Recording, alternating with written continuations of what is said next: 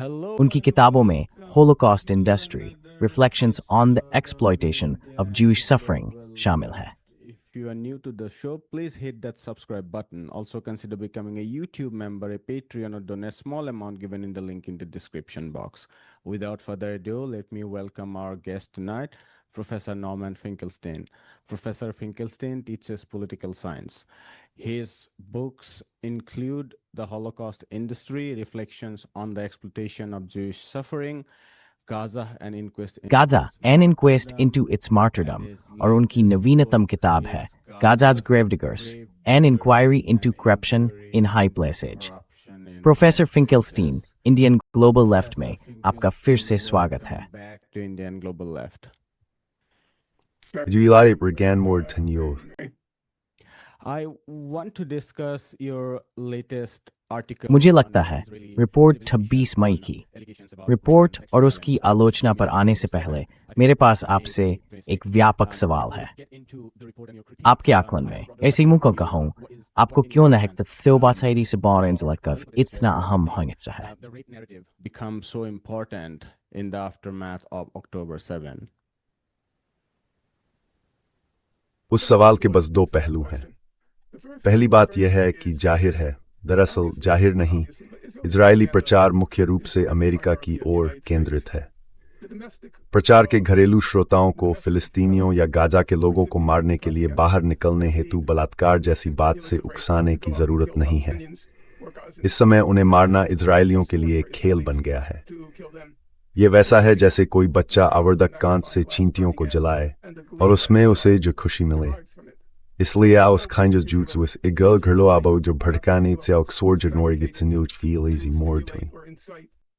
Israel's domestic population. But for the Americans constituency, for very लेकिन अमेरिकी जनसमूह के लिए कई वजहों से, जिनमें सबसे साफ वजह हमारे देश में बलात्कार के उन आरोपों का लंबा इतिहास है जो कथित तौर पर कोट अनकोट रंगभेद वाले लोगों द्वारा किए गए बताए जाते रहे हैं, उसका बहुत, मैं इस संदर्भ में ये शब्द इस्तेमाल करना पसंद नहीं करता, लेकिन अमेरिका में उसका बहुत गहरा इतिहास रहा है और वही लिंचिंग के पीछे था। अक्सर अफ्रीकी अमेरिकियों की लिंचिंग के पीछे वही था। नागरिक अधिकारों के दौर के बाद भी अमेरिका में उसकी गूंज अब तक मौजूद है। इसलिए मेरे ख्याल से उसका मुख्य मकसद यही था, खासकर मी टू के उस वोग दौर में, महिलाओं पर भरोसा करो या महिलाओं की बात पर यकीन करो। उस खास नैतिक माहौल में ये बात टिकने वाली थी, इसकी गूंज होने वाली थी। it was going to stick, it was going to resonate, and in particular, it was going to silence. और एलकायम लेवी के बारे में मैं बस थोड़ा संदर्भ दे दूं। मई 2024 में टॉस्कोकाव एलकायम लेवी नाम की इस शख्स ने साइलेंस नो मोर शीर्षक से एक रिपोर्ट प्रकाशित की, मानो किसी को कभी चुप कराया गया हो, एक और धोखा या फिर उससे जुड़ा हुआ धोखा।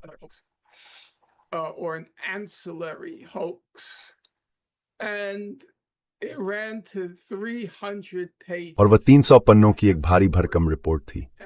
अपने सिर्फ भौतिक वजन की वजह से ही वह ऐसी लगी मानो उसका खंडन नहीं किया जा सकता। फिर वे आरोप स्थापित सच बन गए और फिर उस स्थापित सच को दोबारा मान्यता दे दी गई। इजराइल राज्य के मूल आरोपों को युद्ध में यौन हिंसा के लिए संयुक्त राष्ट्र महासचिव गुटेरेस की विशेष दूत ने मान्यता दी। उनका नाम प्रमिला पैटन है। मेरी राय में वह एक गोजातीय है। मेरी राय में एक आत्ममहत्व से भरी हुई गोजाती। उन्होंने दावों को मान्यता दी, जबकि अपनी रिपोर्ट में उन्होंने खुद कहा था कि उनके पास इन दावों को मान्यता देने का कोई अधिकार नहीं है। उन्होंने कहा, हम कोई जांच निकाय नहीं है। लेकिन जांच निकाय न होते हुए भी और आरोपों को परखने के लिए उनके पास न तो संसाधन थे न सक्षम कर्मचारी, फिर भी उन्होंने आगे बढ़कर कह दिया कि यह हुआ था। वह पहला दौर था। That was the first round. The second round is Dr. दूसरा दौर था डॉक्टर प्रोफेसर कोचवेल कायम लेवी का, जो बिल्कुल साफ तौर पर हिटलरवादी प्रचारक थीं। तो उन्होंने ये नई रिपोर्ट तैयार की जो फिर से मूल आरोपों की पुष्टि करती हुई लगी। इसलिए पहला कारण था, अमेरिका में उसे जिस तरह की स्वीकृति मिलने की उम्मीद थी। दूसरी बात कुछ अजीब थी। इजराइल के पास पहले से ही एक मामला था। 7 अक्टूबर को बड़े पैमाने पर अत्याचार हुए थे। इस तथ्य से इनकार नहीं किया जा सकता। लेकिन अजीब तरह से, मुझे कहना चाहिए, अजीब तरह से उन्होंने इजरायली हज़बरा ने, जो पेशेवर प्रचारक हैं, बलात्कार और यौन हिंसा के मुद्दे पर ही अपनी लाल रेखा खींचने का फैसला किया। कानूनी स्तर पर यह आप कह सकते हैं बिल्कुल अनावश्यक ठोर। 7 अक्टूबर को थेनाइन ही तफलाथ लामे के आधार पर परसी महत्वपूर्ण ठोर थी। That occurred on October 7th. But as I said, weirdly, लेकिन जैसा मैंने कहा, कानूनी नजरिए से यह अजीब है, शायद मीडिया के नजरिए से भी, खासकर उस दौर में, या कहें कि जिस दौर से हम अब निकल रहे हैं, जब वोकनेस अपने चरम पर थी। लगता है कि इजरायली प्रचार एजेंसियों, जिन्हें हम इजरायली शब्द हसबरा से संक्षेप में कहेंगे, ने यह मान लिया था कि मीडिया के लिहाज से हत्याओं की किसे परवाह है। हत्याएं तो बहुत आम बात हैं। जो चीज वास्तव में सुर्खियां बनाती है और उन्माद फैलाती है, वह है इन जंगली, गहरे रंग के, यौन रूप से दमित मुसलमानों पर इजरायली निष्कलंक मासूम महिलाओं के साथ बलात्कार करने के आरोप। वही सुर्खियां बटोरता। इसलिए उन्होंने वहीं सीमा खींचने का फैसला किया। और इसलिए मुझे कहना होगा, सबूतों के नजरिए से यह अजीब है कि बलात्कार और यौन हिंसा के झूठे आरोप उन वास्तविक अपराधों पर हावी हो गए। came to overshadow what were real crimes.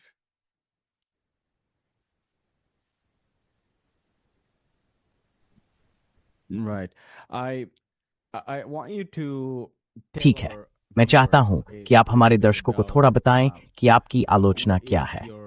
ये एक लंबी आलोचना है। जैसा कि मैंने समझा, आपकी आलोचना का सार 2 हिस्सों वाला तर्क था। पहला, अपराधों का दस्तावेजीकरण करने वाले उस विशाल डिजिटल अभिलेखागार में ऐसा कोई अपराध दर्ज नहीं था जिसमें यौन हिंसा या बलात्कार का उल्लेख हो। और दूसरा, जब रिपोर्ट खुद दावा करती है कि हमास ने इन दस्तावेजों, अपने अपराधों या अत्याचारों का इस्तेमाल इजरायली समाज को आहत पहुंचाने के लिए किया, तो ये कहना समझ से परे लगता है कि यौन हिंसा और बलात्कार का इस्तेमाल नहीं किया गया होगा। कई परतें होने के बावजूद मुझे लगा कि यही आपके तर्क का मूल था।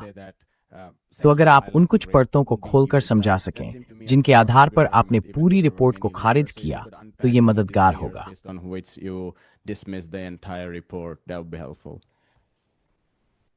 Okay, let's start from the beginning. ठीक है, चलिए शुरुआत से शुरू करते हैं। आमतौर पर मानवाधिकार संगठन अपराधों का दस्तावेजीकरण करने के लिए 3 तरह के सबूत इस्तेमाल करते हैं। पहला, फॉरेंसिक सबूत, यानी किसी शव की जांच करना और शायद शरीर में मिले तरल पदार्थों की जांच करना, इस तरह की चीजें। 7 अक्टूबर के मामले में ऐसा कोई सबूत नहीं है।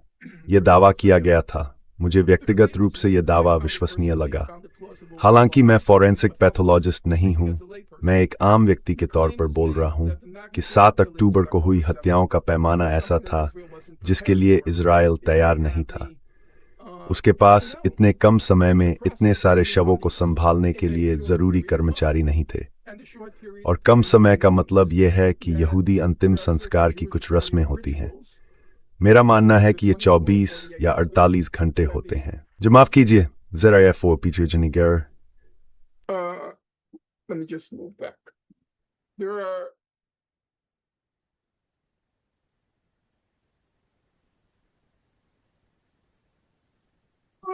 अरे कभी हुआ ही नहीं। that never happened before. Okay. हाँ, हम इस हिस्से को एडिट करते हैं। Don't worry. Okay. That ठीक है, they had only a short उनका कहना था कि इन सभी शवों को यहूदी रीति से दफनाने के लिए उनके पास बहुत कम समय था। no time for इसलिए फॉरेंसिक पैथोलॉजिस्टों के पास शवों की गहराई से जांच करने और सबूत इकट्ठा करने का समय नहीं था। मैं ये नहीं कह सकता कि यह सच है, लेकिन ये निश्चित रूप से संभावित लगा। तो फॉरेंसिक, जिसे एक रिपोर्ट में वे कहते हैं, मेडिको लीगल सबूत उपलब्ध नहीं है जो बलात्कार और यौन हिंसा के अन्य रूपों के दावों से संबंधित हों। तो इससे हम आमतौर पर इस्तेमाल होने वाले सबूतों की दूसरी श्रेणी पर आते हैं, यानी डिजिटल सबूत। अब तस्वीरें डिजिटल होती हैं, कैमरों वगैरह के संदर्भ में। इस आखिरी रिपोर्ट में कहा गया कि उनके पास 7 अक्टूबर के 10,000 नहीं, माफ कीजिए 10,000, क्या 10 हैं या 11? 10,000, 7 अक्टूबर की 10,000 तस्वीरें और डिजिटल सेगमेंट थे।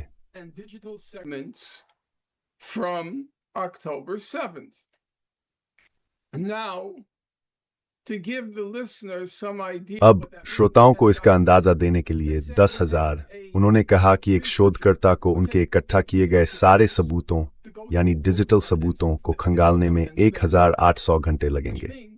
इसका मतलब है कि अगर आप बैठकर रोज 8 घंटे हफ्ते के 7 दिन इन सबूतों को देखें और खंगालें, तो सारे डिजिटल सबूतों की समीक्षा करने में आपको पूरे 7 महीने से भी ज्यादा समय लगेगा। अब डिजिटल फोटोग्राफिक सबूत जमीन के अपेक्षाकृत छोटे इलाके से जुड़े थे। इसे गाजा एनवेलप कहा जाता है। यह जमीन का काफी छोटा इलाका था और इसमें सीसीटीवी, ट्रैफिक कैमरे, आईफोन शामिल थे। हमास के उग्रवादियों से इकट्ठा की गई सामग्री के मामले में, जिसे व्यापक बताया गया है,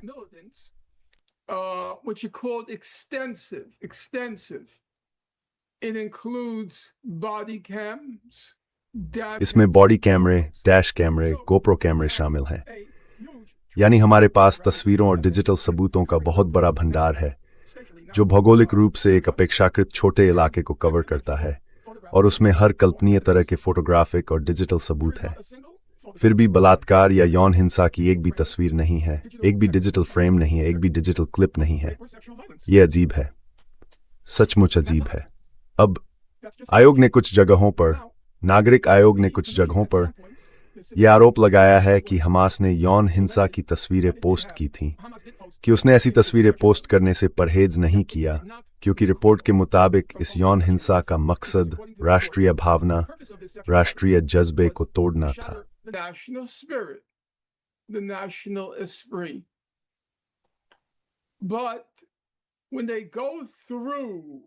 लेकिन जब वे उस वास्तविक सबूत की पड़ताल करते हैं जो हमास ने सोशल मीडिया पर पोस्ट किया था, तो कुछ मामलों में वे कहते हैं कि हमास ने पीड़ितों के आईफोन जब्त कर लिए थे।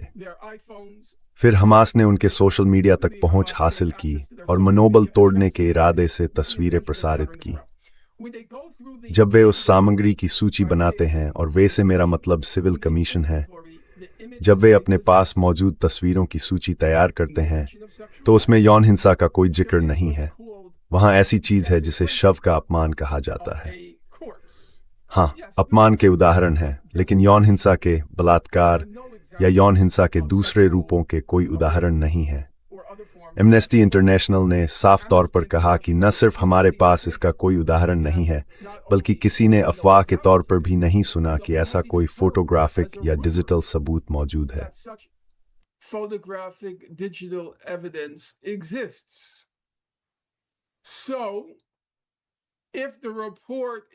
तो अगर ये रिपोर्ट सही है कि हमास ने यौन हिंसा की सारी तस्वीरें और वीडियो, जिनमें बलात्कार भी शामिल है, इसलिए पोस्ट किए क्योंकि वह इजरायलियों के राष्ट्रीय मनोबल को तोड़ना और इजरायली समाज को सदमे में डालना चाहता था, तो अगर उन्होंने ऐसा कुछ भी पोस्ट नहीं किया, तो एकमात्र तार्किक निष्कर्ष यही है कि उनके पास ऐसा कुछ था ही नहीं।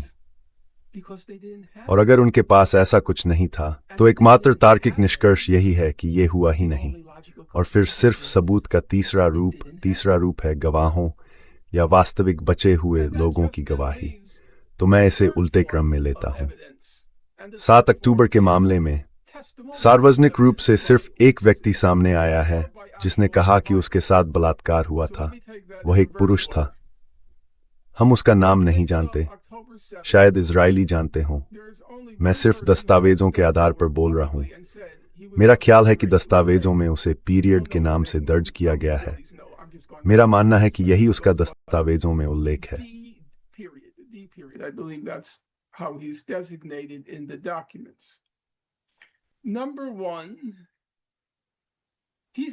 पहली बात, इजराइल में उसे गंभीरता से नहीं लिया जाता। आधिकारिक इजरायली रिपोर्टों में उसका जिक्र नहीं है। दूसरी बात, जैसा कि आयोग की रिपोर्ट में उद्धृत है, उसने कभी नहीं कहा कि उसके साथ बलात्कार हुआ था। तो सामने आने वाला बलात्कार का इकलौता पीड़ित कभी यह नहीं कहता कि उसके साथ बलात्कार हुआ था। फिर हम यौन हिंसा की श्रेणी पर आते हैं, जिसमें बंधकों के साथ किया गया बलात्कार भी शामिल है। फिर से बलात्कार की कथित इकलौती जीवित बची पीड़िता सामने आई, लेकिन अगर आप सिविल कमीशन की रिपोर्ट में दर्ज उसकी गवाही पढ़ें तो उसने कभी नहीं कहा कि उसके साथ बलात्कार हुआ था, और वह सुजाना है। उसका नाम व्यापक रूप से रिपोर्ट किया गया है। उसने कभी नहीं कहा कि उसके साथ बलात्कार हुआ था। उसने कहा, मेरे साथ यौन रूप से कुछ भयानक हुआ था।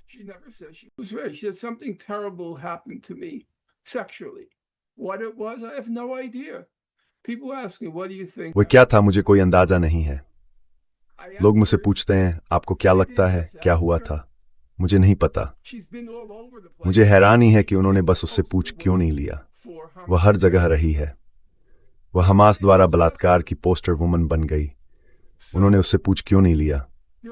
तो न तो 7 अक्टूबर के कोई बचे हुए लोग और न ही कैद में रखे जाने से बचे हुए लोग, 7 अक्टूबर या कैद से बचे हुए किसी भी व्यक्ति ने यह कहा है कि उनके साथ बलात्कार हुआ था।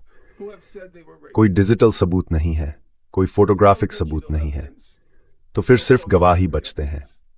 सबसे पहले, और मुझे पता है कि यह बहुत व्यापक टिप्पणी है, मैं किसी भी बात पर इजरायलियों की कही बात पर भरोसा नहीं करूंगा। अगर वे कहें कि बाहर धूप है, तब भी नहीं। What an Israeli says about anything. If they said it was sunny outside, I would not trust that until I walked over to my. मैं तब तक इस पर भरोसा नहीं करूंगा जब तक मैं अपनी खिड़की तक जाकर उसे खोल न लूं और आसमान में खुद न देख लूं। यह एक पैथोलॉजिकली बेईमान समाज है। वे पूरी तरह विक्षिप्त हैं। यह एक विक्षिप्त समाज है। अब आप कह सकते हैं कि आपको सामान्यीकरण नहीं करना चाहिए। खैर, मैं सामान्यीकरण करूंगा। समाजशास्त्र का मतलब ही यही है। यह सामान्यीकरणों के बारे में है। अगर सामान्यीकरण न हो तो आप किसी खास जातीय समूह के मतदान के पैटर्न पर कैसे टिप्पणी कर सकते हैं? क्या वह सामान्यीकरण नहीं है? आप किसी खास जातीय समूह के पेशागत पैटर्न पर कैसे टिप्पणी कर सकते हैं? क्या वह सामान्यीकरण नहीं है? तो सामान्य तौर पर मैं कहूंगा कि इजरायली एक पैथोलॉजिकली विक्षिप्त समाज है। Demented society, and you can't trust the word they say. और उनकी कही हुई एक भी बात पर भरोसा नहीं किया जा सकता। 88% इजरायली, 88% यहां मेरा मतलब जाहिर है यहूदी इजरायलियों से है। 88% अपनी सेना IDF को युद्ध में नैतिकता के लिए ऊंचे अंक देते हैं। युद्ध में नैतिकता के लिए ऊंचे अंक। और उन्होंने इस पोल का जवाब उस वक्त दिया जब उनकी सेना खुलेआम सबके सामने वास्तविक समय में एक नरसंहार कर रही थी। वे उसे वेब पर पोस्ट करते हैं और फिर भी ऊंचे अंक देते हैं। तो इजराइल में सचमुच एक मजबूत सामूहिक एकजुटता की भावना है। लोग एकजुट हो रहे हैं। इसके कई स्तर हैं। रिश्तेदारों के इर्द गिर्द एकजुट होना। ये एक यहूदी राज्य है। हम सब एक दूसरे से जुड़े हैं, तो ये खून के रिश्ते के आधार पर झंडे के इर्द गिर्द एकजुट होना है। फिर अपने राज्य के झंडे के इर्द गिर्द एकजुट होना है। ये काफी आम बात है। और फिर एक तीसरा तत्व है।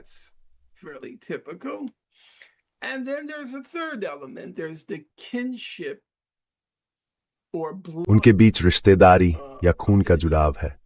राष्ट्र राज्य का जुड़ाव भी है। तो पहला दूसरे से और मजबूत हो जाता है। और फिर मेरी राय में सबसे अहम जुड़ाव यह है कि वे सभी सेना से होकर गुजरे हैं। ये नागरिकों की सेना है। और इजरायलियों के लिए, इजरायली यहूदियों के लिए जिंदगी का सबसे निर्णायक अनुभव यही होता है। वह यूनिट जिसमें उन्होंने सेवा की। मैं पुरानी पीढ़ी के इजरायलियों से मिला हूं और वे आज भी सेना में साथ सेवा करने के दिनों को याद करके भावुक और गर्वित होते हैं। अपनी यूनिट, अपनी डिवीजन, आप जानते हैं, ऊंचे दर्जे की पैराशूट डिवीजन वगैरह। तो जब आप ये सब एक साथ देखते हैं, एक नरसंहार के बीच, हमास को अधिकतम हद तक राक्षसी दिखाने की कोशिश के बीच, तो मैं उनकी कही हुई एक भी बात पर क्यों भरोसा करूं? क्यों? मेरे विचार में उनकी गवाही का साक्ष्य मूल्य 0 से भी नीचे है।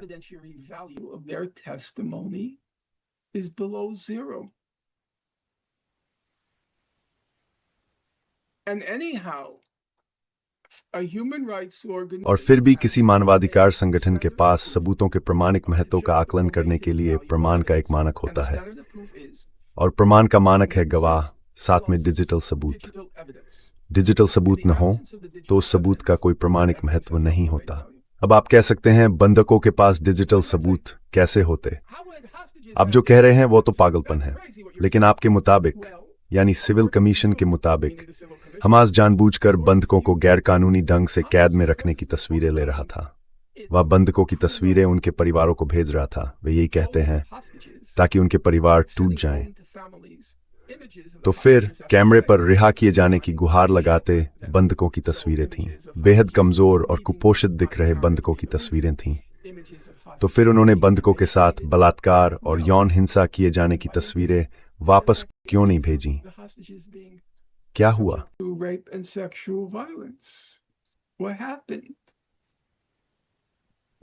Daimler and Sprain. Sorry, go I ahead. just wanted to say, people ask me the question. मैं बस इतना कहना चाहता था कि लोग मुझसे ये सवाल पूछते हैं, जैसे मेरे अच्छे दोस्त, सहकर्मी और कॉमरेड जेमी स्टर्न वीनर।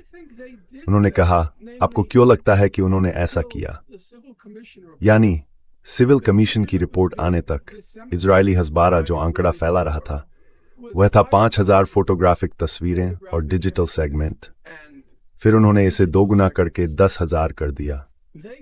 और आपको क्यों लगता है कि उन्होंने ये दावा किया कि हमास ने जानबूझकर, इरादतन और पहले से योजना बनाकर बलात्कार और यौन हिंसा की तस्वीरें इस मकसद से पोस्ट की कि इजरायली समाज को आहत पहुंचे, जबकि उन्हें पता था कि उनके पास ऐसी कोई तस्वीरें नहीं हैं? तो तर्क की बात, अगर मुझे दोहराने के लिए माफ करें, यह है रोजगार उनके पास तस्वीरें थी। अगर उन्होंने तस्वीरें post impersonal to grill it for new many that they're too slow thinny. If they didn't post the images, then it must be because they don't have them. And if they don't have them, it must mean because it didn't happen. और अगर उनके पास वे नहीं हैं, तो इसका मतलब यही होना चाहिए कि ऐसा हुआ ही नहीं। खैर, उन्होंने पूछा, आपको क्यों लगता है कि उन्होंने ऐसे अपराध किए? घातक, और ये सचमुच घातक है।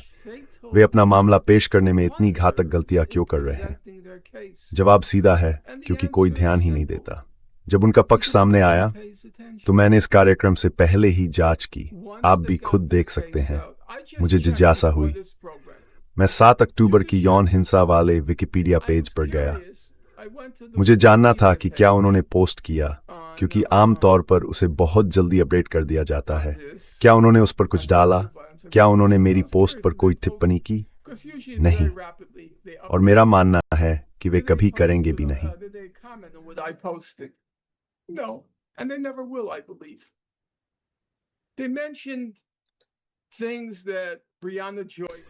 उन्होंने उन बातों का जिक्र किया जो ब्रियाना जॉय ग्रे ने कही थी। उन्होंने उन बातों का भी जिक्र किया जो मैक्स ब्लूमेंथल ने कही थी। और जाहिर है, उनकी बातों में निश्चित रूप से दम था। लेकिन एक व्यवस्थित विश्लेषण के लिहाज से जो मैंने किताब में किया है, मैं ये पहले ही प्रमिला पैटर्न की रिपोर्ट के समय कर चुका था। आप जानते हैं जो काम मैं सबसे अच्छी तरह करता हूं, यानी फॉरेंसिक विश्लेषण। बैठकर सारे फुटनोट्स देखना, सारे तर्कों को परखना और ये देखना कि क्या सब कुछ आपस में जुड़ता है या नहीं। इसे बस नजरअंदाज कर दिया जाता है। बस नजरअंदाज कर दिया जाता है। तो उन्हें पता था कि वे इससे बच निकलेंगे। हर कोई यही कहता है, ये 300 पन्नों की है, ये 300 पन्नों की है। इतने बड़े दस्तावेज के सामने आप इस दावे की सच्चाई पर शक कैसे कर सकते हैं?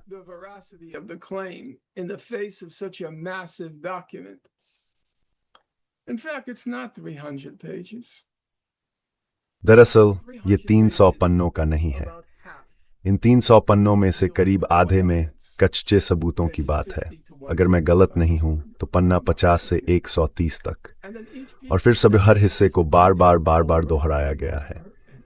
ये दिमाग सुन कर देने वाली पुनरावृत्ति, दिमाग सुन कर देने वाली पुनरावृत्ति। शुरू में आपको पता ही नहीं चलता कि यहाँ क्या हो रहा है। आप इसे नोटिस नहीं करते। ये हिटलर के प्रचार की क्लासिक तकनीक थी। हिटलर कहता था, जब तक आप बातों को बार बार नहीं दोहराते, दावा लोगों के मन में नहीं बैठता। वैसे इसका हमारा अपना रूप भी है। और बताइए, हर जगहों में से किसने हिटलर की ये तकनीक अपनाई? जानना चाहते हैं किसने अपनाई? आप हंसाएंगे। न्यूयॉर्क सिटी की सबवे व्यवस्था ने।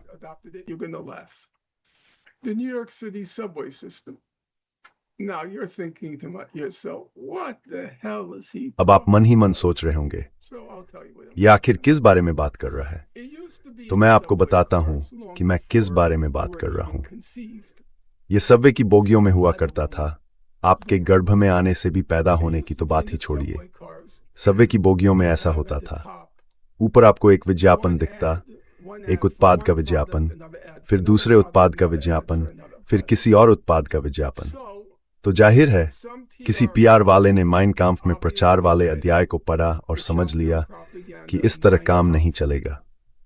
तो उन्होंने क्या किया, वे सबवे की एक बोगी में हर जगह किराए पर ले लेते थे और वही विज्ञापन बार बार दोहराते रहते थे, बार बार बार बार, ताकि वह दिमाग में बैठ जाए।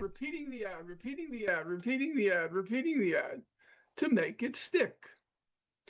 And what the Hitlerite propagandists और उस हिटलरवादी प्रचारक डॉक्टर कोचारोव, अलकायदा लेवी, अगर मेरा नाम ऐसा होता और मैं एसएटी दे रहा होता तो अपना नाम भरते भरते ही परीक्षा खत्म हो जाती।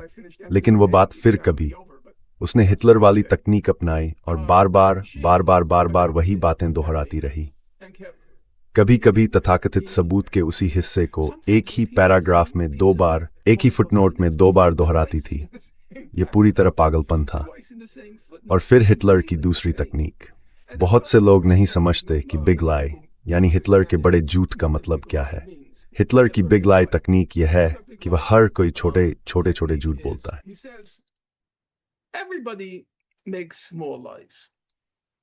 So if you hear somebody make a small lie, let's say तो अगर आप किसी को छोटा सा झूठ बोलते सुने, मान लीजिए मैं एक छोटा सा झूठ बोलता हूँ, मुदियार ज्योतिषमान हैंडसम है, तो ये एक छोटा सा झूठ है। आप सोचते हैं शायद ये सच हो, शायद सच न हो, ठीक है, क्योंकि हम सब थोड़ा बहुत झूठ बोलते हैं, तो शायद ये सच हो, शायद सच न हो। वो बड़ा झूठ नहीं है। नहीं, बड़ा झूठ यह है कि आप कुछ इतना बेहुदा कहें कि उस झूठ की ढिठाई हद पार कर दे। धारणा यह होती है कि कोई ऐसी बात कहने की हिम्मत नहीं करेगा अगर वह सच न हो। वह सच ही होना चाहिए, क्योंकि अगर वह सच न हो तो ऐसी बात कहने की इतनी ढिठाई किसमें होगी। वही बड़ा झूठ है। तो उनका मूल सिद्धांत, जैसा कि हम उसे कह सकते हैं, मेरे हिसाब से एक दिलचस्प विचार है। झूठ जितना ज्यादा बेहुदा उतने ही विश्वसनीय लगेंगे। The more plausible it is. The less outrageous a lie, the more झूठ जितना कम बेहुदा होता है उतना ही ज्यादा आप शक करते हैं, क्योंकि शायद वह सच हो, शायद न हो। छोटे झूठ के बारे में आप सोचते हैं शायद सच हो, शायद न हो। जैसे आप कहते हैं मेरे पड़ोसी का किसी के साथ अफेयर चल रहा है, शायद सच हो, शायद न हो। मैं कहूं मेरा पड़ोसी एक बकरी के साथ यौन संबंध बना रहा है, तो वह जरूर सच होगा। वह ऐसा कह ही नहीं सकता था अगर यह सच न होता। तो इसे फिर से आसान शब्दों में कहें, झूठ जितना ज्यादा बेहुदा हो उतना ही ज्यादा विश्वसनीय लगता है। और फिर आप रिपोर्ट में सबसे पागलपन भरी बातें पढ़ते हैं। एक व्यक्ति है जो घटनास्थल पर सबसे पहले पहुंचा था, जिसे वे फर्स्ट रिस्पॉन्डर कहते हैं। वह कहता है कि वह एक महिला के नग्न शव के पास पहुंचा। वह शव के पैर बंद नहीं कर पा रहा था, पैर फैले हुए थे।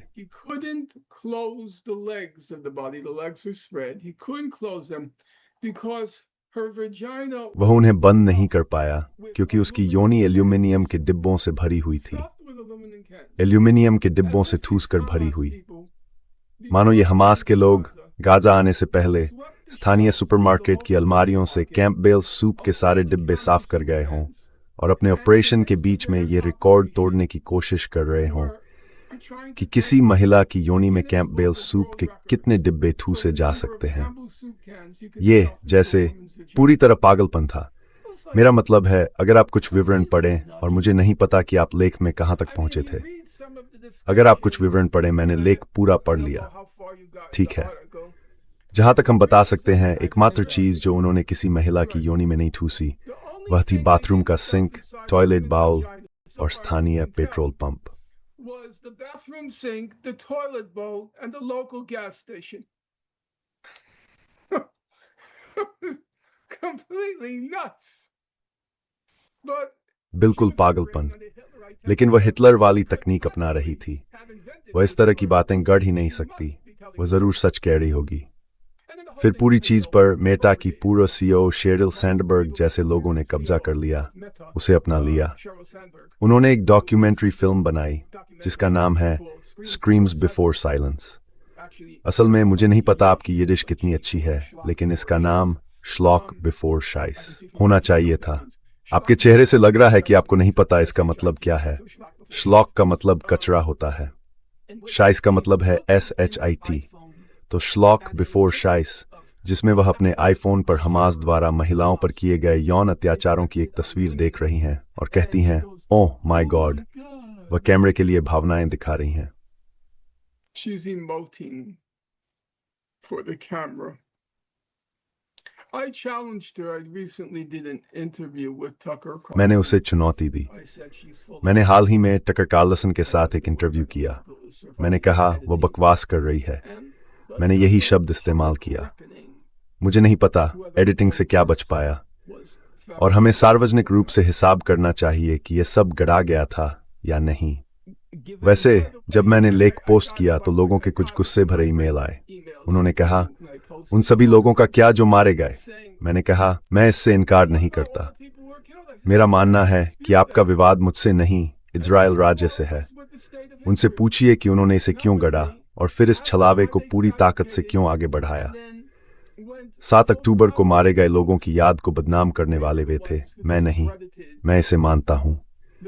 वे ही थे जैसा वे हमेशा करते हैं। उन्होंने नाजी होलोकॉस्ट की पूरी स्मृति को बदनाम कर दिया। They discredited the whole memory of the Nazi Holocaust. They are the greatest. वे ही सबसे बड़े उकसाने वाले हैं। मेरा मतलब है इजरायली होलोकॉस्ट से इनकार को बढ़ावा देने वाले सबसे बड़े लोग। आर्थर बड्स या डेविड, अभी उनका नाम दिमाग से निकल गया। डेविड इरविंग जैसे कोई गैर महत्वपूर्ण मामूली हाशिए के लोग नहीं। वे नहीं, इजरायली हैं। होलोकॉस्ट से इनकार को बढ़ावा देने वाले सबसे बड़े लोग वही है, क्योंकि वे हर बात पर झूठ बोलते हैं। तो तर्कसंगत निष्कर्ष यह है कि अगर वे हर बात पर झूठ बोलते हैं तो शायद वे नाजी होलोकॉस्ट के बारे में भी झूठ बोल रहे हों। ये बहुत मैं इसे पीड़ादायक नहीं कहूंगा, लेकिन आजकल ये मेरे लिए एक दुखती रग है कि इंटरव्यू में मुझे कहना पड़ता है कि नाजी होलोकॉस्ट सचमुच हुआ था और ये सब इजराइल की वजह से है। वे होलोकॉस्ट से इनकार को बढ़ावा देने वाले सबसे बड़े लोग हैं। They are the greatest focus of Holocaust denier. Given the lack of forensic evidence, forensic सबूतों की कमी, डिजिटल सबूतों की कमी, बंधकों की वास्तविक गवाही का सिर्फ एक मामला जिसमें बलात्कार के बारे में कोई सीधा कबूलनामा नहीं है, और परीक्षण गवाहों की अविश्वसनीयता या कहें कि उनकी विश्वसनीयता की कमी को देखते हुए मुझे 7 अक्टूबर के बाद इस मुद्दे पर हुई कुछ बहसें याद आ रही हैं। फिलिस्तीनी पक्ष के बहुत से लोगों ने यह भी कहा कि हम इस बात से इनकार नहीं करते कि यौन हिंसा हुई हो सकती है, लेकिन अल अक्सा फ्लड ऑपरेशन के दौरान हमास की रणनीति के हिस्से के रूप में बलात्कार का व्यवस्थित इस्तेमाल नहीं हुआ था। अब आपका लेख पढ़ने के बाद मुझे लगता है कि मामला शायद इससे भी ज्यादा मजबूत है। तो प्रोफेसर फिंकेलस्टीन, मेरा आपसे सवाल है, क्या आप सिर्फ इतना ही कहेंगे कि हमास की रणनीति में बलात्कार को एक व्यवस्थित औजार के रूप में इस्तेमाल नहीं किया गया था, या आप इससे आगे जाकर ये भी कहेंगे कि हमें ये भी यकीन नहीं है कि यौन हिंसा के इस्तेमाल अपराध हुए भी थे या नहीं? We are not even sure if there was any crimes that involve use of sexual violence. First of all, you can never prove a negative. You can't. सबसे पहले आप कभी किसी नकारात्मक बात को साबित नहीं कर सकते। आप ये साबित नहीं कर सकते कि गाजा का कोई व्यक्ति आप जानते हैं हमास और दूसरे उग्रवादी समूहों के शुरुआती ऑपरेशन के बाद गाजा के बहुत से लोग बस इजराइल के इस दक्षिणी हिस्से में भटकते हुए आ गए थे। गेट खुले हुए थे। आप जानते हैं, बाढ़ टूट चुकी थी। वे इधर उधर भटके और जाहिर तौर पर कुछ लूटपाट की, घरों से चोरी की। उनमें से कोई एक किसी महिला को पकड़कर किसी गुफा में चला गया हो। कौन जानता है? मैं नहीं जानता। आप ये साबित नहीं कर सकते कि ऐसा नहीं हुआ। आप इतना कह सकते हैं कि ऐसा होने का कोई सबूत नहीं है। इतना मेरा मानना है, आप निश्चित रूप से कह सकते हैं ऐसा होने का कोई सबूत नहीं है। इससे आगे मैं नहीं जाऊंगा। कोई भौतिक सबूत नहीं है और मैं गवाही वाले सबूत पर भरोसा नहीं करता। There's no material evidence. मुझे उन पर भरोसा नहीं है। I don't trust the testimonial evidence. I don't trust them. For reasons which I've already stated, I think the जिन कारणों का आप पहले ही जिक्र कर चुके हैं, मुझे लगता है कि इस मामले में किसी इजरायली नागरिक की साक्ष्यात्मक अहमियत शून्य से भी कम है। आप जानते हैं, जब वे आईडीएफ के सदस्यों को बरी कर रहे होते हैं तो वे खुद को भी बरी कर रहे होते हैं। वे उस लड़ाकू बल का हिस्सा थे। याद रखिए, सबसे बड़ा, सबसे व्यापक नरसंहार सुपरनोवा म्यूजिक फेस्टिवल में हुआ था। वहां ज्यादातर युवा लोग थे जिन्होंने अभी अभी आईडीएफ में सेवा की थी या शायद अब भी कर रहे हैं। वे ही लोग हैं, उनके दोस्त हैं, उनके रिश्तेदार हैं।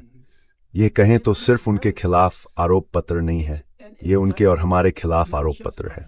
इसलिए उनके पास झूठ बोलने में सीधा ठोस हित है। मुझे इन लोगों की एक भी बात पर विश्वास नहीं है। मेरा मतलब है, कुछ गवाहियों को देखिए। बलात्कार के मामले में उनका मुख्य गवाह प्रत्यक्षदर्शी नहीं है। Wojciech से सुना हुआ गवाह के बाद It's what they call an ear witness. I believe her name was Darren. मेरा मानना है कि उसका नाम डैरेन कोमारेव था। तो वह क्या कहती है? अब मैं दोहराता हूं, ये उनकी स्टार गवाह है। ये पहला बिंदु है। वह कहती है, मैं एक कैरावैन में, एक कंटेनर में बैठी थी, कोई खिड़कियां नहीं थी, कुछ भी नहीं। और वह कहती है, और अब मैं उसे उद्धृत कर रहा हूं, मैंने 3 बलात्कार सुने, एक सामूहिक बलात्कार और फिर 2 अलग अलग स्पट बलात्कार। और उसने कहा, मैंने उसे सुना। यहां मैं उसे उद्धृत कर रहा हूं, यहां और यहां। ठीक है। मैं मनी मन सोच रहा हूं, मैं एक मध्यम आकार के अपार्टमेंट में रहता हूं। मुझे कहना चाहिए, मैं एक ओशन पार्कवे के पास रहता हूं।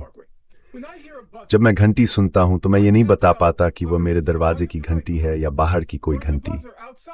मैं फर्क नहीं बता पाता। लेकिन उसने एक क्यूबिकल की सीमाओं के भीतर से 3 अलग अलग जगहों पर 3 अलग अलग बलात्कार सुने। ऐसा कुछ भी नहीं। From the confines of a cubicle and saw nothing.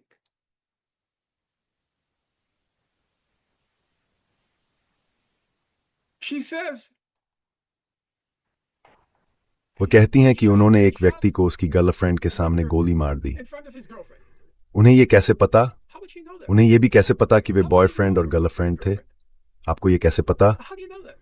मैं मनी मन सोच रहा हूं, I'm thinking to myself, उन्होंने कुछ देखा ही नहीं, so how does she know it was boyfriend and girlfriend? तो फिर उन्हें कैसे पता कि वे बॉयफ्रेंड और गर्लफ्रेंड थे? Did she hear मैं सोच रहा हूं, क्या उन्होंने Boston pops, Vienna boys coir और बीटल्स का रीयूनियन भी सुना था? the Beatles reunion? यहां Here, और here, यहां। here? बिल्कुल बेतुकी बात है। लेकिन फिर भी जिन लोगों ने समर्थन किया है, उनमें हिलेरी क्लिंटन, Do you क्या know आपको how long लगता है she कि was? उन्होंने रिपोर्ट पढ़ी? Hillary Clinton.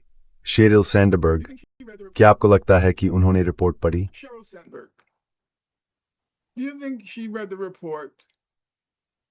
The diminutive hoodlum. वो छोटा सा नाडा गुंडा रहम इमैनुएल, क्या उसने रिपोर्ट पढ़ी? उसने कुछ भी नहीं पढ़ा।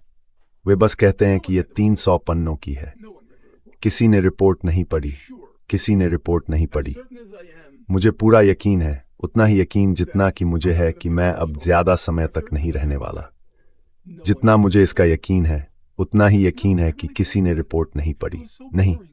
मैं सच में ऐसा मानता It was हूं। so वो इतनी उबाऊ थी, इतनी दोहराव भरी थी। हर रात पन्ने खंगालते हुए मुझे खुद से पूछना पड़ा, नॉर्मन, तुम्हारे पास बस कुछ ही सीमित साल बचे हैं। क्या ये उन सीमित सालों का सबसे अच्छा, सबसे उत्पादक इस्तेमाल है? किसी ने नहीं पढ़ी। वह बहुत भयानक थी। Nobody read it. It was so horrible. बार बार दोहराव वाली बात पर मैं सोचता हूं कि ज्यादा दोहराव वाला क्या था, चक शूमर की किताब पढ़ना या आपके लिए ये रिपोर्ट पढ़ना। Report for you. Look, I cannot gain. Best. मैं इस बात से Gerwards even poured, mala saksrar vjetovichink the fourth. Maybe koyer were not fighting. I mean this. Das er Hawaii says such ming when he stether zepek rajnitik at put even natana to dimak is you can project that. When you become a hack, शायद ये उनका विचार था ही नहीं, इसे किसी और ने लिखा था। The prose was terrible. And his गद्य बहुत भयानक था और उसकी बहन, जिसका किताब में आभार जताया गया है, फ्रैन शूमर, उसे मैं 7 साल पहले जानता था। बहुत प्रतिभाशाली युवा महिला, बहुत प्रतिभाशाली लड़की, फिर बड़ी हुई, अब भी अच्छी है, और अब वो एक प्रतिभाशाली कवित्री है। वो प्रतिभाशाली कवित्री है, और मैंने किताब पढ़ी, वो इतनी भयानक है। मैं सोचता हूँ पांडुलिपि पढ़ने के लिए फ्रैन का आभार जताया गया है। मैं सोच रहा हूँ, फ्रैन, तुमने अपने भाई की ओर मुड़कर ये क्यों नहीं कहा, चकी, मत करो, मत करो। मुझे नहीं पता, सच में ये मेरे लिए एक पहेली है। ये एक पहेली है। मुझे यकीन है कि उसने इसे पढ़ा था। फ्रैन गंभीरता से, फ्रैन गंभीरता से। हाँ, मुझे यकीन है कि उसने यौन हिंसा की रिपोर्ट नहीं पढ़ी, लेकिन वो शायद उस मकसद के लिए प्रचार दोहराती है। But she probably repeats the propaganda for the cause. Yeah, I have a more हाँ, serious question एक that ज्यादा I गंभीर wanted to सवाल ask है you. जो मैं आपसे पूछने के बारे में सोच रहा था।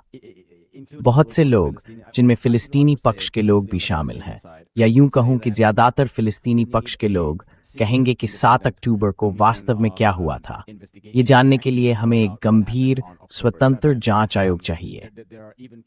फिलिस्तीनी पक्ष में ऐसे लोग भी हैं जो किसी भी तरह के अपराधों या अत्याचारों को मानने में बहुत हिचकिचाएंगे। यौन हिंसा की बात तो छोड़ ही दीजिए। तो आपने अपने लेख में चर्चा की थी कि नागरिक आयोग जिस जगह पर बैठा था, उसकी वजह से वह कितना पक्षपाती था। वे इसे थेरेपी की तरह ले रहे थे, गवाहों से असहज सवाल नहीं पूछ रहे थे, उन पर दबाव नहीं डाल रहे थे। तो मैं बस जानना चाहता हूँ, not pressing them with uncomfortable questions. So I'm just curious, if you were to be part of any such. अगर आप ऐसी किसी स्वतंत्र जांच आयोग का हिस्सा हों, काल्पनिक तौर पर कह रहा हूं, तो आपका तरीका क्या होगा? क्या आप शुरुआत ही ये कहकर करेंगे, मुझे आपकी किसी बात पर भरोसा नहीं है, इसलिए मैं पूछताछ करने वाला बनना चाहता हूं। मैं जितना संभव हो उतना रूखा और कठोर रहूंगा।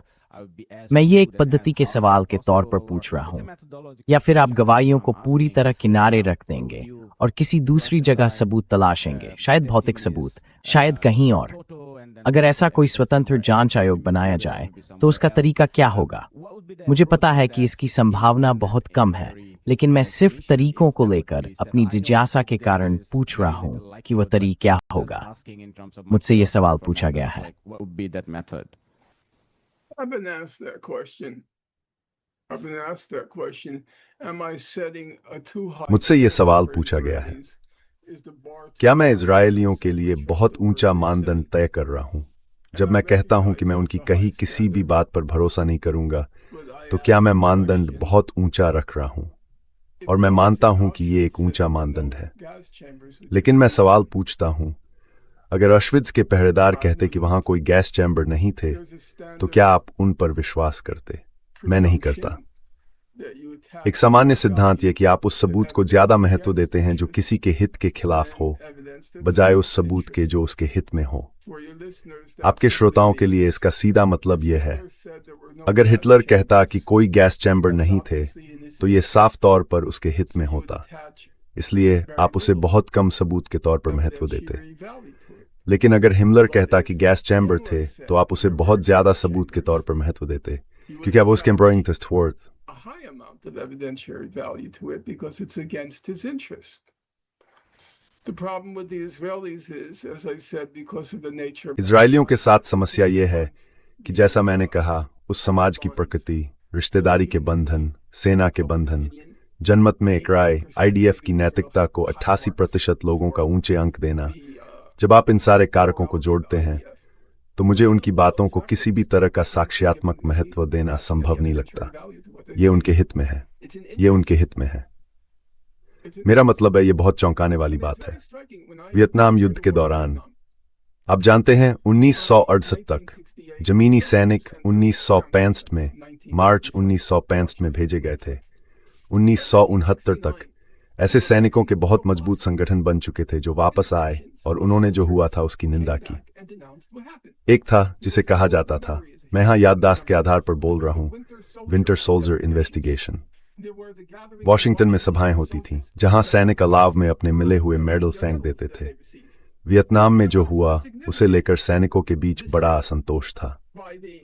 एक बहुत उत्कृष्ट डॉक्यूमेंट्री देखिए, शायद सबसे बेहतरीन डॉक्यूमेंट्रीज में से एक। मैं आपके दर्शकों और श्रोताओं को वियतनाम पर बनी डॉक्यूमेंट्री, जिसका शीर्षक है हार्ट्स एंड माइंड्स, जोर देकर देखने की सलाह दूंगा। उसमें आपको बहुत से सैनिक दिखाई देंगे। कितने इजरायली? अक्टूबर आते आते इस जनसंहार को 3 साल हो जाएंगे। कितने लोग आगे आए हैं? 1-2 लोग हैं जिनका हारिज में जिक्र आता है कि वे आहतग्रस्त महसूस कर रहे हैं, लेकिन वे हमेशा घेरे में होने की भावना में रहते हैं, घेराबंदी वाली मानसिकता। मेरा मतलब है, जब आप सारे कारकों को जोड़ते हैं तो कुल नतीजा यही निकलता है, उनकी एक भी बात पर भरोसा नहीं किया जा सकता।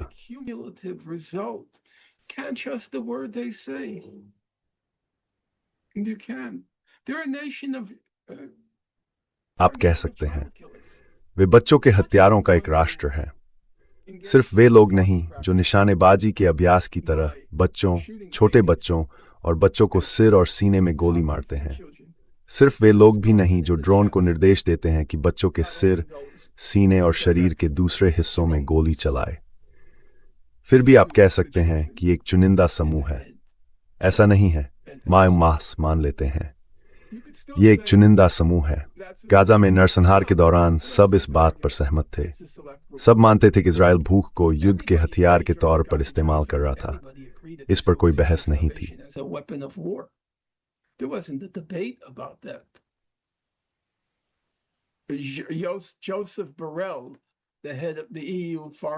जोसेफ बोरेल, जो यूरोपीय संघ की विदेश नीति के प्रमुख हैं, वे ये कह रहे थे, वे भूख को युद्ध के हथियार के तौर पर इस्तेमाल कर रहे थे। संयुक्त राष्ट्र की हर एजेंसी ये कह रही थी। देखिए, इसके लिए बड़े स्तर पर समन्वय चाहिए। गाजा में खाना जाने से रोकना, माफ कीजिए, खाना गाजा में प्रवेश करने से रोकना, सारे कृषि क्षेत्रों पर बमबारी करना ताकि वे अपना खाना खुद पैदा न कर सकें। गाजा की आबादी में आधे बच्चे हैं। अगर आप भूख को युद्ध के हथियार के रूप में इस्तेमाल करने में भागीदार हैं, और गाजा में तैनात हर इजरायली ने किसी न किसी तरह इसमें भाग लिया है, खाना अंदर जाने से रोककर, कृषि क्षेत्रों को नष्ट करके ताकि उनके पास स्थानीय रूप से उगाया हुआ खाना न रहे, तो वे सभी बच्चों को भूखा रखने में भागीदार हैं। वे बच्चों के हत्यारों का एक राष्ट्र हैं। तो जाहिर है वे इनकार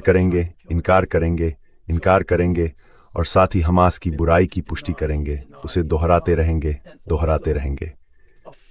मैं उनकी एक भी बात पर भरोसा नहीं करूंगा।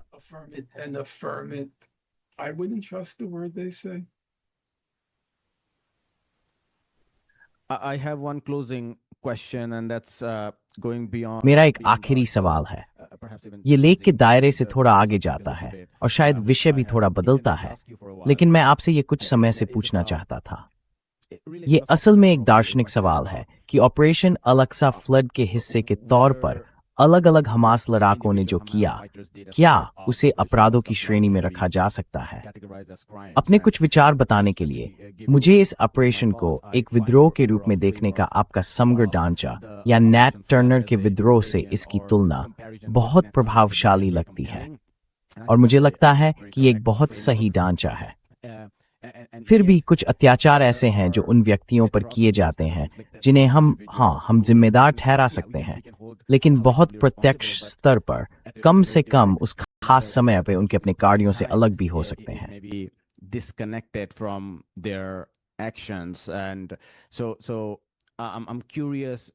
तो मैं जानना चाहता हूँ, आप इसे कैसे बयान करेंगे? इनमें से कुछ अत्याचारों को, या क्या आप उन्हें अत्याचार कहेंगे, क्या आप उन्हें अपराध कहेंगे? और मेरी आखिरी बात यह है कि मैं ये इसलिए पूछ रहा हूँ क्योंकि एक भारतीय इतिहासकार के शानदार निबंध में उन्होंने एक मामले का अध्ययन किया था। ये 1815 का ब्रिटिश भारत था। एक विधवा महिला गर्भवती हो गई थी। वह उत्पीड़ित जाति से थी। वह अपने देवर से गर्भवती हुई थी। हमें नहीं पता कि यह जबरदस्ती थी या नहीं, लेकिन क्योंकि वह उत्पीड़ित जाति से थी, गांव के नियमों के मुताबिक अगर बच्चा पैदा होता तो उसे जाति से Brahmins the village was that she would be outcast if the child is born. And that's why the family was forced और इसी वजह से परिवार को उसकी मदद करके भ्रूणपात कराने के लिए मजबूर होना पड़ा और गर्भपात की प्रक्रिया के दौरान उसकी मौत हो गई। ब्रिटिश कानूनी अदालतों ने उसके भाइयों और उसकी मां पर मुकदमा चलाया और उन्हें जेल भेज दिया गया, जबकि इतिहासकार का तर्क था कि वे अपराधी नहीं थे। अपराध वह नहीं था, अपराध वह सामाजिक ढांचा था जिसने ये स्थिति थोप दी थी कि बच्चे को जन्म देना उसके लिए सचमुच मौत के बराबर होता, क्योंकि उसे बहिष्कृत कर दिया जाता और उसे गांव छोड़ना पड़ता। इसलिए वो इस बात पर जोर देता था कि अपराध एक नैरेटिव है, कोई ऐसी चीज नहीं जो सार्वभौमिक हो। तो मैं सोचता हूं कि ऑपरेशन अलेक्सा फ्लड का जो हिंसक हिस्सा था, आप उसमें से कुछ घटनाओं को कैसे बयान करेंगे? that was part of Operation Alaska Flood. I would of course be interested in बेशक आपने जिस इतिहासकार का जिक्र किया है उनकी दलील पढ़ने में मेरी दिलचस्पी होगी। इस विषय पर बहुत सोच विचार, मनन और चिंतन के बाद मेरा अपना मत यह है कि युद्ध अपराध किसे कहते हैं, इसकी शब्दकोशीय परिभाषाएं मौजूद हैं, और जो हुआ उसमें युद्ध अपराध हुए, इससे इनकार नहीं किया जा सकता। नागरिकों को निशाना बनाया गया था। आप इसे नागरिकों और लड़ाकों के बीच भेद के सिद्धांत का उल्लंघन कहें या इसे अंधाधुंध हमला कहें, जिसमें नागरिकों और लड़ाकों पर बिना भेदभाव के गोलियां चलाई गईं, या इसे अनुपातहीन हमला कहें, जो भी नाम दें, वे अपराध थे। इसलिए मैं इस पर बहस नहीं करूंगा। ये एक कानूनी परिभाषा है और मैं उससे विवाद नहीं करूंगा। मुझे हमास के लोगों की निंदा करने में समस्या है, क्योंकि ऐतिहासिक रिकॉर्ड को जिस तरह मैं पढ़ता हूं, उसके मुताबिक 6 अक्टूबर 2023 तक उनके पास कोई विकल्प नहीं बचा था। उन्होंने कूटनीति आजमाई, अंतर्राष्ट्रीय कानून आजमाया, अहिंसक नागरिक प्रतिरोध आजमाया। उस समय तक गाजा को हर कोई भूल चुका था, मैं भी। मैं कहने के लिए ज्यादा हरी चरागाहों की ओर बढ़ गया था, कैंसल कल्चर पर लिखने लगा था, और शायद बहुत से लोग चाहते होंगे कि मैं गाजा के बजाय उसी पर टिका रहता।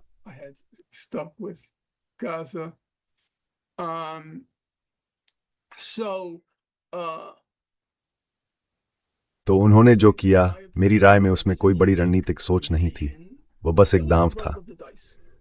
देखें कि क्या हम इतनी हत्या और तबाही मचा सकते हैं कि दुनिया का ध्यान हमारी ओर जाए, गाजा का मुद्दा फिर से सामने आए।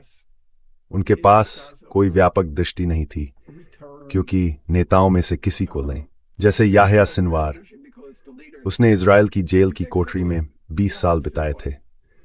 वह कैदियों की अदला बदली के एक समझौते में रिहा हुआ, और जैसा उसने खुद कहा था, मैं एक जेल से दूसरी जेल में गया। मैं इजरायली जेल से गाजा के यातना शिविर में गया। तो जब आप ऐसे माहौल में जीते हैं तो आपकी सोच सुरंग जैसी सीमित हो जाती है, वो बहुत संकीर्ण होगी। मुझे नहीं लगता कि कोई बड़ी रणनीतिक गणना थी, उतनी ही जितनी नैट टर्नर के पास कैसी रणनीतिक गणना हो सकती। वो एक बागान में गुलाम था। He was a slave on a plantation. It seems like the only book he read was the Bible. ऐसा लगता है कि उसने सिर्फ बाइबल ही पढ़ी थी। वो बेहद बुद्धिमान व्यक्ति था। हर कोई कहता था, गोरे लोग, अश्वेत लोग, वह बहुत होशियार आदमी है, बहुत होशियार। लेकिन उसकी दृष्टि बहुत सीमित होने वाली थी। क्या उसने इतिहास पढ़ा था? क्या उसने प्राचीन रोम में दासों के विद्रोहों के बारे में पढ़ा था? शायद नहीं। तो यह हताशा का एक कदम था। उसने सोचा, हमास की तरह, नेट टर्नर ने सोचा कि वह दासों के एक बड़े पैमाने के विद्रोह को भड़का देगा। उसका कदम सफल नहीं हुआ, और हमास के साथ भी ऐसा नहीं हुआ। उनके समर्थन में सिर्फ हिजबुल्लाह और हूती आए। हिजबुल्लाह का समर्थन सतर्क था, लेकिन इतना सतर्क नहीं कि इजराइल ने उसे नष्ट करने की कोशिश न की हो। और फिर सवाल मेरे विचार में बहुत सीधा हो जाता है। आप एक गोरे व्यक्ति हैं, मान लीजिए आप एक गोरे जज हैं। Sutredi allers big too much Muge prektal underneath or ulber mukwe lagnard corden. Because Turner was tried. He was captured and tried. Do you have the moral? क्या आपके पास नेट टर्नर को नैतिकता का उपदेश देने का नैतिक अधिकार है? क्या आप ऐसा कर सकते हैं? मिस्टर टर्नर, क्या आपको पता है कि आपने कितना अनैतिक कृत्य किया? क्या आप किसी गुलाम को अनैतिकता पर भाषण देंगे? मैं ऐसा नहीं कर सकता, इसलिए मैं उनकी निंदा नहीं करूंगा। मैं अपना फैसला सुरक्षित रखूंगा। मैं ये मानूंगा कि कानून की दृष्टि से अपराध बिल्कुल किए गए थे, लेकिन मैं खुद को उस बिल्कुल बेतुकी स्थिति में रखने से इनकार करता हूं जिसमें मैं किसी गुलाम या किसी कैदी को उपदेश दूं जो उस जगह पैदा हुआ था, वहीं तड़पता रहा और वहीं मरने के लिए अभिशप्त था, जिसे इजराइल की राष्ट्रीय सुरक्षा परिषद के प्रमुख ने एक विशाल यातना शिविर कहा था। उनका नाम जियोरा आइलैंड था। वे अभी जीवित हैं। क्या मैं खुद को उस हास्यास्पद स्थिति में रखूं कि गाजा के लोगों को अनैतिकता का उपदेश दूं? नहीं, इसलिए मैं अपना फैसला सुरक्षित रखता हूं। So, I suspend judgment. Real quick on your point on the lack of आपकी उस बात पर कि कोई व्यापक दृष्टि नहीं थी, मैं बस जल्दी से ये पूछना चाहता हूं कि आप इस तर्क को कैसे देखते हैं। अल्पकालिक लक्ष्य जाहिर है कैदियों की अदला बदली था ताकि कुछ अहम लड़ाकों को छुड़ाया जा सके। यह राष्ट्रीय मुक्ति आंदोलन के लिए महत्वपूर्ण था और दीर्घकालिक दृष्टि ये थी कि दुनिया को, कम से कम अरब दुनिया को, जिसके सत्तारूढ़ तबकों ने जाहिर है फिलिस्तीनी और अरब राष्ट्रवाद को छोड़ दिया है, लेकिन भीतर ही भीतर लोग अब भी फिलिस्तीनी मुद्दे के प्रति सहानुभूति रखते हैं और उसके साथ एकजुट हैं। झकझोर कर जगाया जाए और अब्राहम समझौतों जैसे प्रयोगों पर ठंडा पानी डाला जाए। आप इसे कैसे देखते हैं? The Abraham Accord. What do you make of that? It takes a lot more calculation to do it. उन्होंने जो किया उसे करने के लिए बहुत ज्यादा हिसाब किताब चाहिए होता है। आपको कई बातों को ध्यान में रखना पड़ता है। क्या आपको लगता है कि मैं नहीं मानता कि उन्होंने ईरान या हिजबुल्लाह को बताया होगा कि वे क्या करने जा रहे हैं? मैं नहीं मानता। जानते हैं क्यों? क्योंकि वे उनसे कहते तुम पागल हो, अभी ऐसा मत करो, हम तैयार नहीं हैं। क्या तुम्हें पता है कि इजराइल क्या करने वाला है? हमें पता है कि इजराइल क्या करने वाला है। हम उसके लिए तैयार नहीं हैं। अगर आप राजनीतिक व्यक्ति हैं तो आप बस ये नहीं कह सकते हम यही चाहते हैं और हम यही करेंगे। ऐसे तर्क में, ऐसी रणनीतिक सोच में बीच के हजारों संबंध और कदम होते हैं। मुझे नहीं लगता कि उन्होंने ऐसा किया। मुझे नहीं लगता कि उन्होंने इनमें से किसी बात का हिसाब लगाया। I don't think they calculate any of that. It was a roll of the dice for them. They were desperate. वो उनके लिए पासे का एक दांव था। वे बेताब थे। बस यही बात थी। मैं इनसे न किसी बड़ी रणनीतिक दृष्टि से नहीं जोड़ूंगा, जैसे मैं हमास के मामले में भी नहीं जोड़ूंगा। इन लोगों को सच में बिल्कुल अंदाजा नहीं था कि बाहरी दुनिया में क्या चल रहा है। उनमें से ज्यादातर बस जिंदा रहने की कोशिश कर रहे थे। इसलिए मुझे उस तरह की दलील बिल्कुल नहीं दिखती। मुझे नहीं लगता कि हमें इस तरह की कल्पनाओं में पड़ना चाहिए। गाजा में कोई प्रतिरोध नहीं था। यह सब एक कल्पना है। कोई प्रतिरोध नहीं था। प्रतिरोध हो भी कैसे सकता था? आईडीएफ ने गाजा में दाखिल होते हुए जो भी कदम उठाया, उससे पहले उनके आसपास बाएं, दाएं और सामने हर चीज को तबाह किया गया, चकनाचूर किया गया, धूल में मिला दिया गया। Right and in front of them. How could there have been resistance in Gaza? It's ridiculous. Gaza में प्रतिरोध कैसे हो सकता था? ये बेतुकी बात है, लेकिन लोग प्रतिरोध का महिमांडन करते हैं। आज भी इजराइल अपना युद्ध लक्ष्य हासिल नहीं कर पाया, हमास कर पाया। आप क्या कह रहे हैं? आप कितने मूर्ख हैं? गाजा को 3 साल से पूरी तरह सील किया हुआ है। उन्हें गोला बारूद कहां से मिलता? इजराइल अब गाजा के 70% हिस्से पर भौतिक रूप से नियंत्रण रखता है। तो जमीन के उस छोटे से टुकड़े के 70% हिस्से में गाजा के अंदर कोई हथियार बनाने की फैक्ट्रियां कैसे हो सकती हैं? और फिर आपको लगता है कि उनकी खुफिया जानकारी इतनी अपर्याप्त है कि उन्हें पता ही नहीं होगा कि बाकी 30% में हमास का कोई लॉकहीड मार्टिन है। यह बहुत मूर्खतापूर्ण है। हमास का कोई प्रतिरोध नहीं है। It's so stupid. There's no Hamas resistance. Israel just says we're not going to leave until Israel बस इतना कहता है, हम तब तक नहीं निकलेंगे जब तक सबको निरस्त्र नहीं कर दिया जाता। पता है क्यों? आपको कैसे पता चलेगा कि उन्हें निरस्त्र कर दिया गया है? कैसे पता चलेगा? मान लीजिए हमास कहे हमने हथियार डाल दिए हैं। आपको क्या लगता है नेतन्याहू क्या कहेंगे? वे झूठ बोल रहे हैं, क्योंकि प्रतिरोध का पूरा दावा और अब हमास को निरस्त्र करने की बात, ये सिर्फ नरसंहार जारी रखने का बहाना है। लेकिन बेवकूफ लोग कहते हैं कि इजराइल गाजा में अपना मकसद हासिल नहीं कर पाया क्योंकि हमास अब भी हथियार बंद है। अरे प्लीज बंद कीजिए।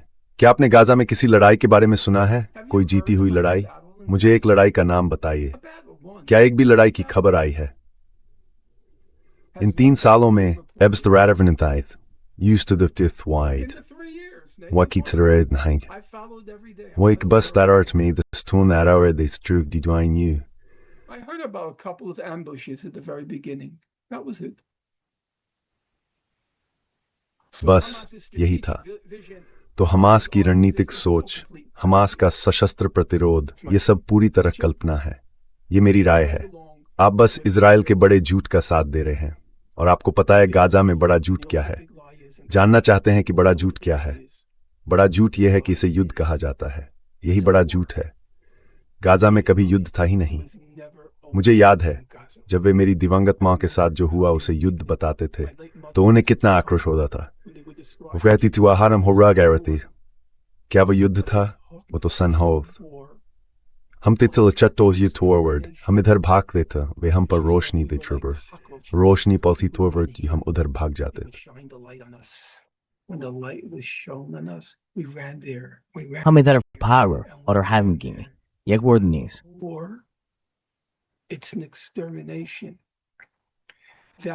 ये एक विनाश है। यही वजह है कि राउल हिलबर्ग ने नाजी होलोकॉस्ट पर अपने महान काम में इसे यहूदियों के खिलाफ युद्ध नहीं कहा। उन्होंने इसका नाम रखा यूरोपीय यहूदियों का विनाश। बहुत अलग बात, बहुत अलग, जैसा कि मेरी दिवंगत मां कहा करती थी। ये युद्ध नहीं था, ये विनाश था।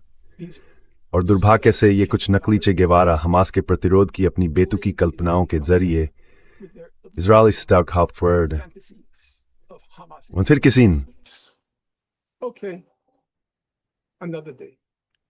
यही मेरी बात खत्म करते हैं। Fraser Finkstein for Carrie Thimoth is his demand. Hi, my name is Ayushman. नमस्ते, मेरा नाम मुदियार ज्योतिष्मान है। मैंने ज्योतिष्मान के साथ मिलकर यह प्लेटफॉर्म शुरू किया है।